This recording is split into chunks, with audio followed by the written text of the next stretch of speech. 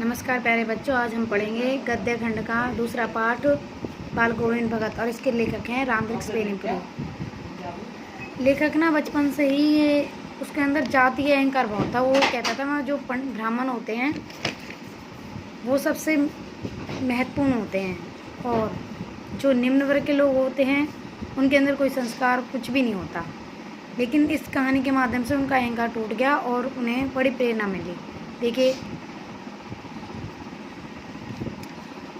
न जाने किस प्रेरणा से लेखक के ब्राह्मण होने का गर्व तेली भगत बाल गोविंद के सामने झुक जाता था। वो कह रहा है कि मैं ना चाहते हुए भी, ब्राह्मण होते हुए भी, एक तेली था, तेली भगत, उसका नाम था बाल गोविंद भगत, के आगे झुक जाता था। हालांकि बचपन से लेखक के मन में बड़ा अहंकार था कि मैं ब्राह्मण हूँ। वह हवन करता, तिलक लगाता, आदि सारी चीज़ों को करता था और इसी कारण वह तेलियों को भी नीचे समझता था और उनको ये लगता था कि वो अज्ञान होते हैं। कौन? तेली और निम्न वर्ग के लोग। अब आगे देखिए, आगे क्या होता है। बाल गोविंद भगत एक कबीर भगत थे, कबीर पंथ को मानते थे। उसने उसकी जीवन की सोच को बदल डाला। बाल गोविंद भगत मंझोले कद के गोरे चिट्टे आदमी थे। चेहरे पर चमकती सफ़ेदी थी, सफ़ेद दाढ़ी थी। कपड़े बहुत कम पहनते थे, सिर पर कनफटी टोपी और जाड़े में काली कमली ओढ़ा करते थे। माथे पर रामानंदी चंदन सुशोभित रहता था। परंतु फिर भी वो गृहस्थ थे। मतलब देखने में तो कैसे लगते थे वो, जैसे कोई सन्यासी हो, लेकिन वो क्या थे? गृहस्थ। लेखक ने उनके पुत्र पुतों को देखा था। थोड़ी बहुत खेती और मकान भी थे उनके। ये उनका कबीर पंथ को मानने वाले भगत का व्यक्तित्व है। फिर उनकी दूसरी विशेषता थी मस्त गायक भक्त। लेखक बाल गोविंद भगत के मधुर गायन गीतों पर मुग्ध था। आषाढ़ की रिमझिम वर्षा में जब सब लोग पानी से भरे खेतों में लथपथ होकर धान रोपा करते थे तो बाल गोविंद भगत अलमस्त होकर गाया करते थे। तो उनकी गायकी की विशेषता बहुत अच्छी थी, गाते रहते थे वो।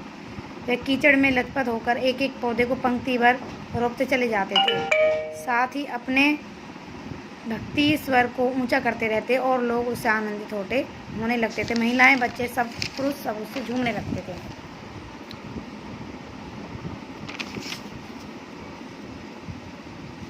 आगे कार्तिक और गर्मियों में भगत जी के गीत गुनगुनाते थे। कार्तिक महीना शुरू हुआ कि फागुन तक भगत जी के गीत और प्रभात फेरियां चलती थीं। वे सुबह सवेरे 2 मील तक जाते और नदी स्नान करते और गांव के बाहर खंजड़ी बजाते थे। एक दिन घोर कांपती सर्दी में भोर के समय लेखक ने उन्हें गाते बजाते नाचे देखा। वातावरण के रहस्य में ढका हुआ था वातावरण। बाल गोविंद भगत मुंह से लगातार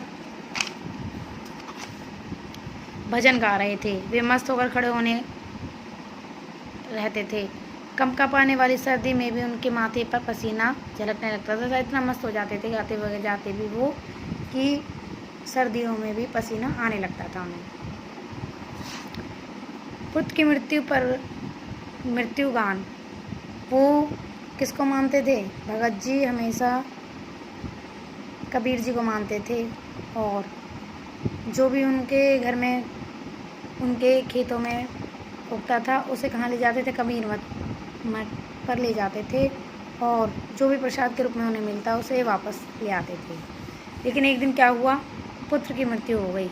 बाल गोविंद भगत के पुत्र की मृत्यु वाले दिन उनकी साधना का उत्कर्ष देखा गया, क्योंकि उनका इकलौता बेटा था। वो सुस्तर बोधा सा था, उसका खूब देखभाल करते थे वो। फिर भी एक दिन वो मर गया और लेखक ने देखा कि भगत जी रो नहीं रहे हैं, बल्कि अपने बेटे को सफ़ेद कपड़े से ढक दिया और तुलसीदास उसके सिरहाने रख दिए और उसकी चारों तरफ नाचने लगे और कहा कि आत्मा किससे मिल गई है? परमात्मा से मिल गई है। तो क्योंकि वो उनका मानना था कि जब इंसान मर जाता है तो भगवान को प्राप्त हो जाता है।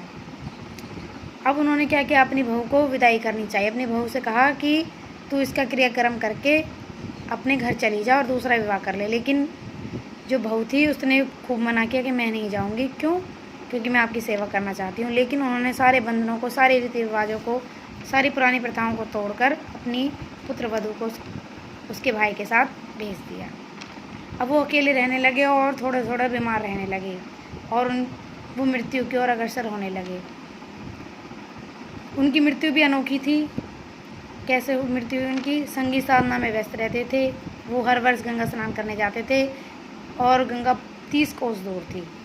एक दिन पैदल चलकर गए, खंजड़ी बजाते हुए गए, रास्ते में कुछ नहीं खाया, 4-5 दिन लग गए और वापस आते तभी कुछ खाते थे, लेकिन बीच में कुछ न खाने के कारण वापस जब लौटे तो तबीयत उनकी सुस्त रहने लगी। पर उन्होंने जो अपनी पूजा पाठ और नृत्य करने की आदत नहीं छोड़ी, इस कारण स्नान करते रहे और खेती बाड़ी करते रहे और अंत में वो मृत्यु को प्राप्त हो गए। अब ये देखिए प्रश्न। पहला प्रश्न है, अपनी समझ में बालगुण भगत साधु थे या गृहस्थ? आप बताइए। अपना मत देना है, क्योंकि वो साधु न होते हुए भी गृहस्थ थे, गृहस्थ न होते हुए भी साधु थे। क्यों थे? क्योंकि वो कपड़े वगैरह सब साधुओं की तरह पहनते थे, लेकिन अंतर्मन से वो कैसे थे? अंतर्मन से वो गृहस्थ थे, सबसे प्रेम करते थे। बालगुण भगत के संगीत को लेखक ने जादू क्यों कहा है? क्योंकि सब उनके गीतों में खो जाते थे। जब वो संगीत गाते थे सब झूमने लगते थे। तीसरा, बालगुण भगत के गीतों का खेतों में काम करते हुए आते जाते नर नारियों पर ऐसा प्रभाव पड़ता था कि वो भी झूमने लगते थे और जल्दी जल्दी उनकी हाथ क्यारियों पर चलने लगते थे। ये तो मैं थोड़ा थोड़ा बता रही हूँ, आप इसमें से जो मैंने सार बताया उसमें से पढ़ना और अच्छे से।